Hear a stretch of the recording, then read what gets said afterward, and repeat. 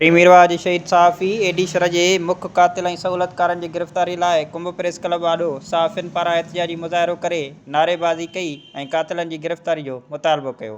उन सिलसिले में अॻुवाणनि सिंध टीवी न्यूज़ सां ॻाल्हाईंदे चयो आहे त सिंध में सहाफ़ियुनि जो जेको क़त्लेआम आहे उहो जेको आहे मुसलसल जारी आहे, बंदि नाहे थी सघियो।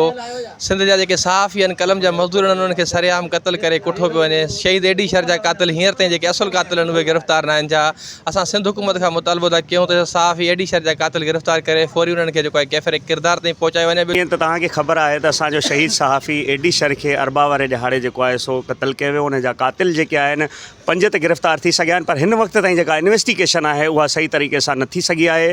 असां इन इन्वेस्टिगेशन मां बिल्कुल भी मुतमिन न आहियूं। एडीशर असांजो हिकिड़ो सीनियर सहाफ़ी हो, बेबाक सहाफ़ी हो, उनखे बेदर्दी सां क़त्ल कयो। हाणे असांजो इहो ई मुतालबो आहे त जेके इन क़त्ल में छुपियल हथ आहिनि, जेके लिकियल हथ आहिनि, जेके कातिल तव्हां हिन वक़्तु लाकअप में ॾिसो था त उन्हनि मूं असां मुतमिन न आहियूं त इहे एतिरो खून करे सघनि था। हिननि जे पोयां हिकिड़ा वॾा हथ आहिनि, उन्हनि खे फौरी तौरु ज़ाहिर कयो वञे। असां शहर खे बेदर्दी सां क़त्ल कयो वियो आहे ऐं हुननि जा जेके कातिल आहिनि, उन्हनि जा जेके सहूलतकार आहिनि, हिन क़त्ल में जेके ईअं सम्झो जेको मेन कातिल आहे एवान आहे, उन खे हिन वक़्तु ताईं पुलिस जेको आहे सो गिरफ़्तार न करे सघी।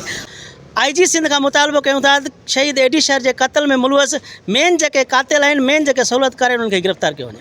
असांजो हिकिड़ो ई मुतालबो आहे त एडीशर जा जेके कातिल आहिनि, जेके सहूलतकार आहिनि, जेके एडीशर जा जेके क़त्ल जा पेरा ॾे वञनि था पिया, जेके सहूलतकार आहिनि, उन्हनि खे फौरी तौर ते गिरफ़्तार कयो वञे ऐं उन्हनि खे कैफ़रे किरदार ताईं पहुचाए वञे। एहतिजाज कंदड़ अॻुवाणनि जो चवणो हो त शहीद सहाफ़ी जा कातिल ऐं सहूलतकार गिरफ़्तार करे खेनि कैफ़रे किरदार ताईं पहुचाए वञे। कैमरामैन लाला शबीर सोलंकीअ सां गॾु इशाक जामड़ो, सिंध टीवी न्यूज़ कुंभ।